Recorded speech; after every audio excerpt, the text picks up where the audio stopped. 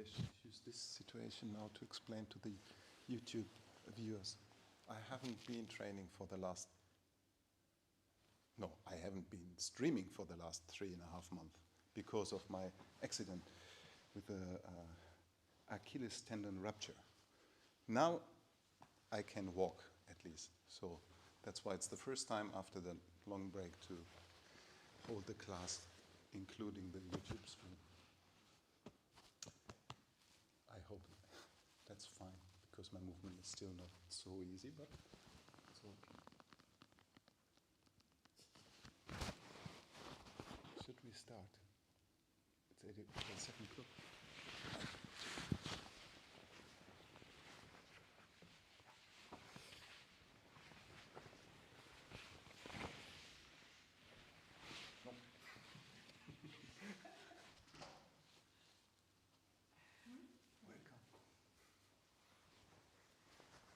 We're waiting for you, and the rest of the world too.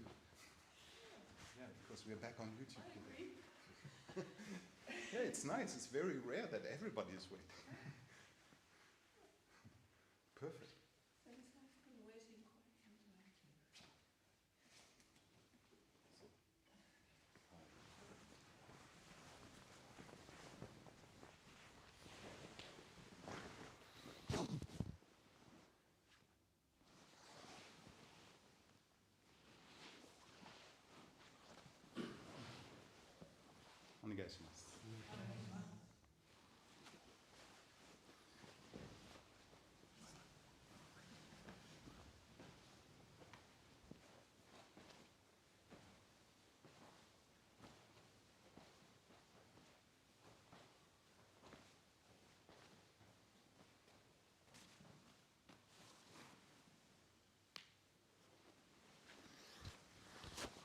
Okay.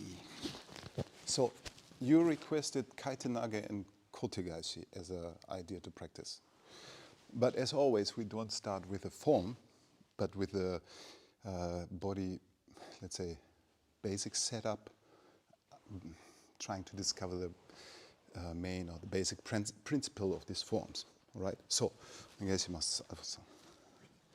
first, now even though it breaks the routines of our usual meeting, I take a grasp, but I will throw you. So we take this Hanmi position, Yaku Hanmi position, and of course you start to activate all your body, like we always describe. So the knees become slightly flexible to move, the ankles are flexible to move because they are not hold but free. The center is activated. Usually we say take down the diaphragm and activate all the center, the big muscles closing in around the pelvis. Is that the pelvis? Yeah, maybe pelvis. And then, of course, your arms stay free. Now, for the principle of kaisi, kotegaeshi, kaisu means you turn around a movement. So you make a movement to one direction and turn around. So you take the partner's balance. When he steps forward, because you lead uke into this, actually it's uke, into this movement, you suddenly counter. Second, very slow, I activate my body. Now I give him a forward movement, and as soon as I feel his weight balance comes over the limit, so he would start to step, I move to the opposite side, because then the foot what wants to come forward is not ready to support yourself to the other side, and that's why you collapse. And it's better than to take ukemi.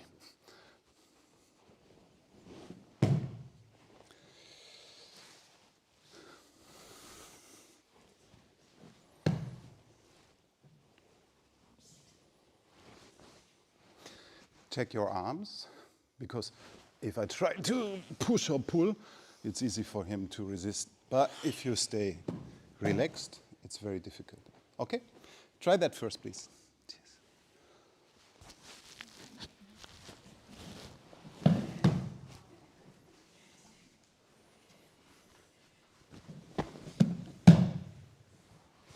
Kishintai. Okay. Now, while my first explanation was an attempt what was almost like horizontal counter movement. So I was putting him to the front, and when he's collapsing, I gave the opposite direction. Okay, that's just one dimension what you can find this sudden counter movement. You could also take up and down. So instead of going, like say, this and this direction, I now go up and down. What's also a sudden counter. So same procedure. I first try to connect from all of my body. Then I let him go because his reaction is like trying to get back into full balance. Because when I start to take connection, he's already somehow set to the front foot. No, I let him go, he stands up, and in the moment where he feels like, okay, ready to, I go again downwards. Just check this timing, because it's all timing related, as well as in the first idea. So you can see this change. It's not by that I push down again, it's just by my center and connection. Now I let go, but just in the moment when he feels like, yeah, safe, then I drop my arms, or my center, and all my body. Okay, try that too.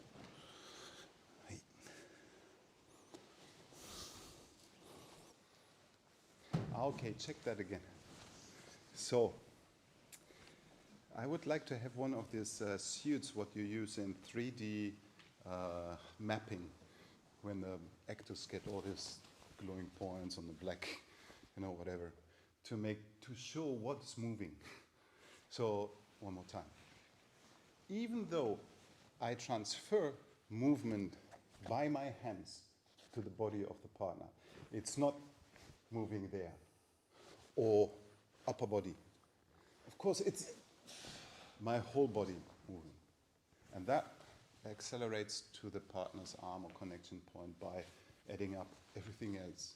So make sure, even if you are practicing now like a very, very small, it's a very small movement. So after connecting, it's just letting go and then dropping everything. It starts from your center or from your leg work. Okay. The legs need to be ready to drop, and the center is the, let's say,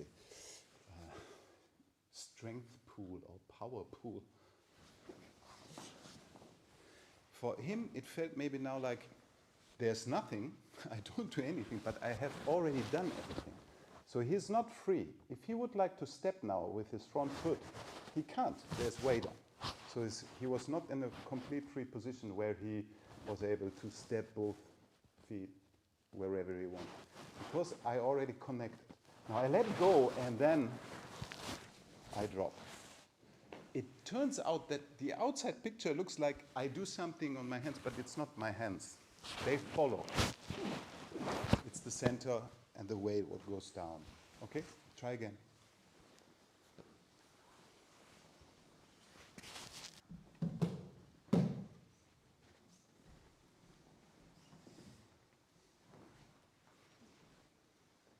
Okay, let's continue constructing this into the kata. It's not yet kata, of course. That's just first trying to understand the principle. Now,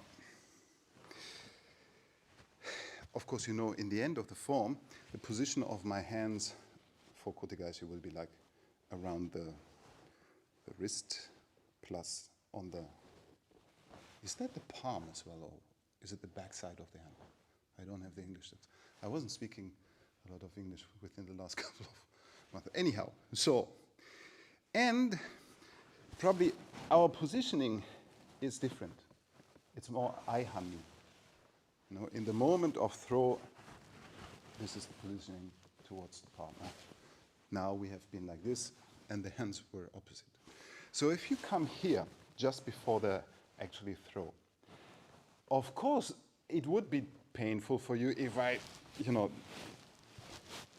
just bend your wrist and take you down by force. And it looks probably like that, but the mechanics what we use is what we just prepared. So you know you have a direction what is slightly horizontal and the vertical counter movement. So you should find this as a reason to take the partner's balance. Of course, now your position of your hands is already like in kotegaeshi, your position of your body is already like in the form in the end. But I'm not using this. I use the same idea. I give you some, let's say, connection so you feel you're not free, as if there would be some way. And now I find both directions, forward, backwards, up and down. You feel? Okay. It's not only one thing. This could be also working. But later for the full form of the kotegaeshi kata, where we keep connection until the partner is on the ground, even in the going to the case that you have to take tobi uke, ukemi, it's like a combination of both influence directions. It's like this as well as this. And in addition, it turns out to be like a spiral. So now try to find this, I try to do it very slow, to move and counter and bring down. You see that I was giving you this movement, then counter and counter. Now, if we would put in the turn around the body and counter turn on top, then you have the full spiral. But the influence is never to give you pain or extend or, what do you say, bend your wrist, over bend your wrist. It's actually what we did prepare to take your balance and lead you into a position. Okay? Let's try.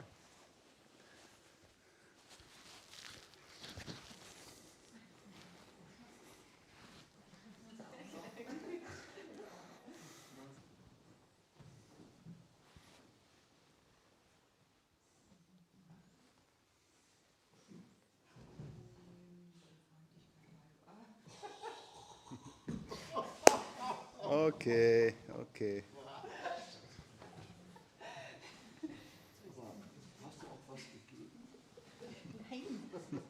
Okay, so I'm ready to receive the critics of the YouTube visitors or everybody. If I would look from outside to this kind of preparation practice, I would definitely admit to say, yeah, that looks like very slow and very reduced, almost no movement compared to an intense activity in, let's say, fast, repetitive training situations where we repeat and repeat and repeat. Here we are starting in a different way, in this kind of preparation, because we try to find out something what is delicate or very fine.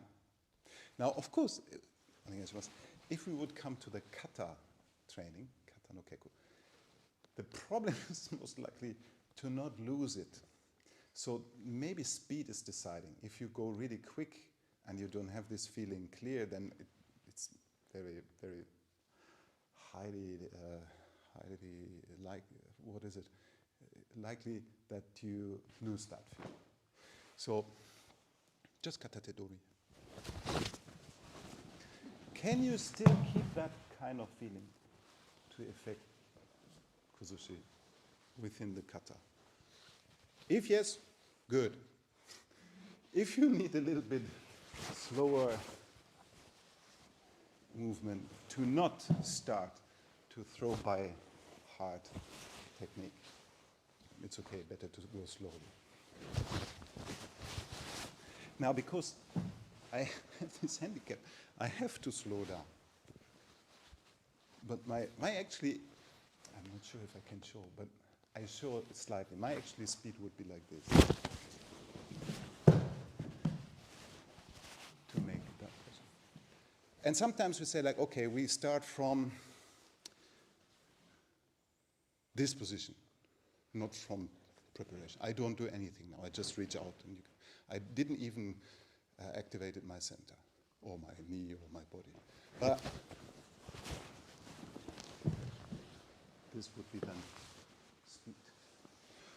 I don't do the final pinning now, so that you can concentrate on your kaishi, kotekaishi, observation. Okay? Change partner.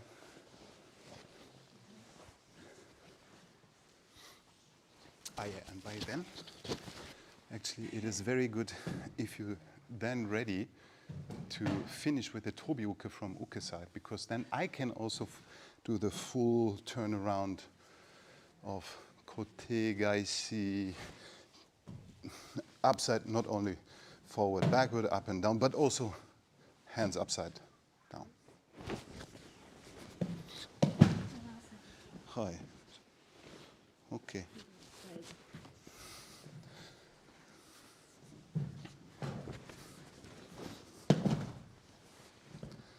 Ne? Because in the very end, in the kata form, it's also that the hands suddenly change position from this to the opposite. And thereby, you only can follow by taking tobi uke. If you're not able to do tobi ukemi, and I would do that, actually the elbow would be in danger, or shoulder. So if you are ready to follow tobi uke, that's the point where you cannot hesitate, where you really have to go for. Otherwise, it becomes dangerous. Yeah, go ahead.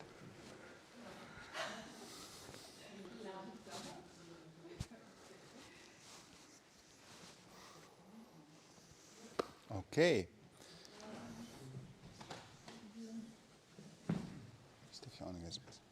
So, now, on top of what we already studied, in our case, for our own movement, to not try to move the partner, but move ourselves and read or see and receive the effect as a response or feedback from uke. In the beginning, I was saying something like, I prepare myself, by that something happens to her. Now I use this mechanics of counter movement to create kuzushi. This was more horizontal line. Then we also discussed with the same idea to take this vertical influence. I didn't say, but maybe you already found out, because it's very close related to the horizontal, that you also could take turning around your longitudinal axis, center axis. Okay. So on top of you study yourself with all these options, what's quite plenty. If you combine it, it's really a lot. And if you now change the position and have different kind of hand, and you try to be able to do with this hand same influence, like straight in or out, or up and down, or turn back. And the same with this hand, in, out, or up, down, or turn around. Plus, changing the hand position towards each other, what follows through in the form. Of course, it's almost limitless alternatives, what can be combined. Now, while doing that, you also have to feel and listen to your partner and feel the reaction and adjust, because I am in the great advantage that I can practice with all of you. And you're so different. Every one of you has his own or her own character and behavior. And I need to adjust my influence so that I don't override or don't try to push through or, just, force you into the form. For instance, just to mention, usually I feel with you that you keep some core tension in your shoulders. So if I would try to make something soft here, I can't reach there. So I have to do something more towards your shoulders so that this effect can reach you. If I would try to pull you or push you and bring some stress to your shoulders, you would actually lock it. And then all the effect would be lost. So if I would do something like this, you immediately react like, hold. This kind of adjustment to the, let's say, character or specifics of your training partner, you have to acknowledge too. Well, as a, let's say, complete different kind of experience, I know with you, Alphonse, that you keep yourself soft. But if I would stress you, you would immediately stop and say, okay, wait a minute, I have a second free hand. Why shouldn't I come? So in this case, it's not so much how I put, how I try to, let's say, work or feel your body, but my position should be cleared. I should not come into the space where he can reach.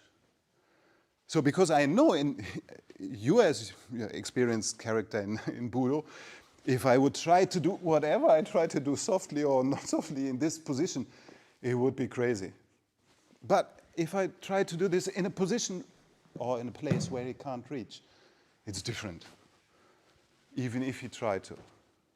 So all what you observe or all what you figure out for yourself is also, let's say, in response or relation to how your partner is. So it's not only being aware for your own body and the influence you take, it's also being aware for your opponent or training partner.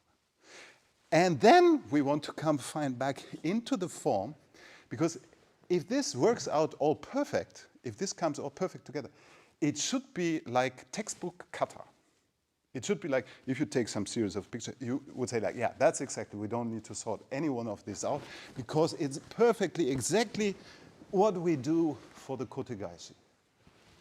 From the positioning and timing and effect and throwing.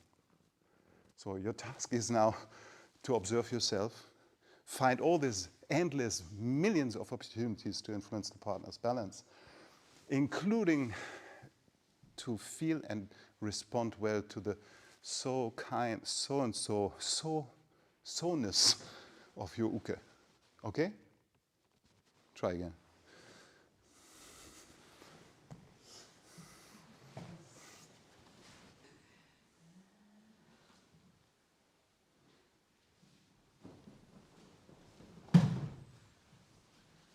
Hai, swada waza tsagi kokyo hodosu.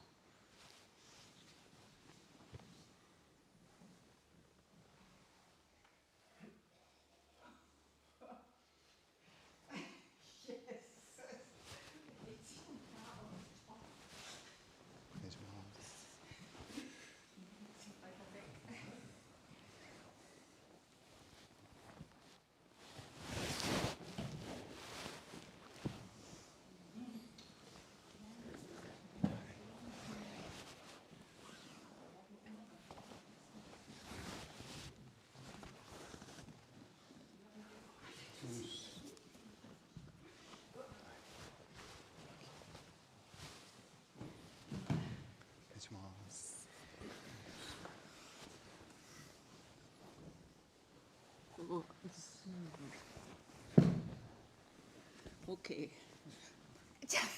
Danke.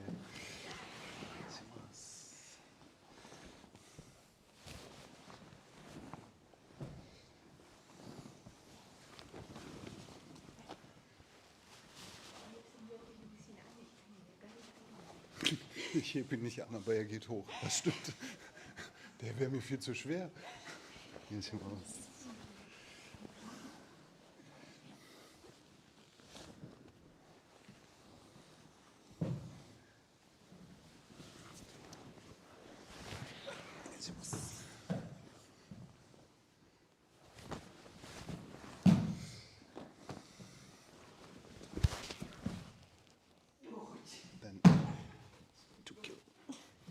Killing. This is old advice from Matti. You can kill the partner. No, I'm sorry. This was very, very unlike. No. I was just remembering some advice from years ago.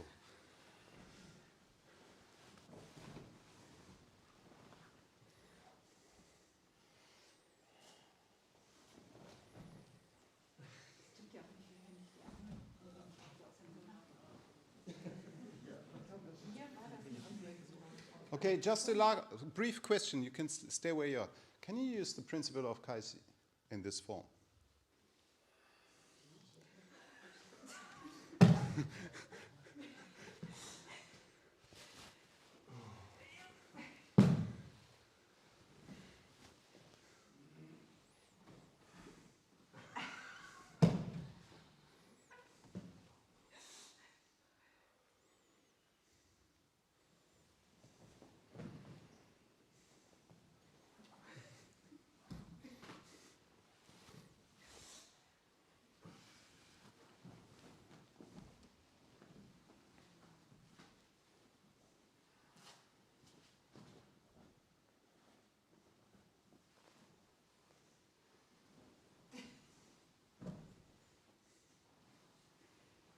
Hi. Warimasu.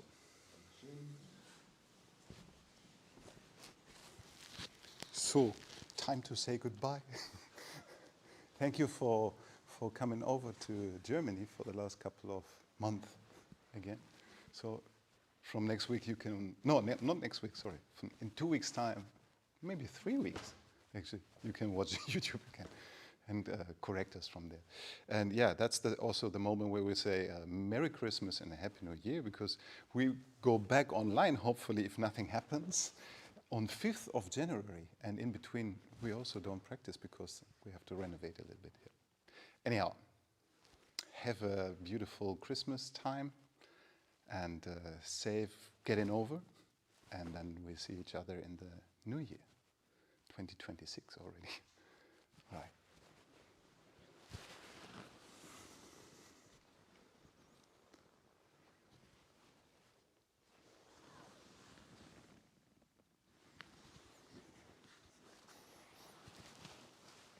Arigatou gozaimashita.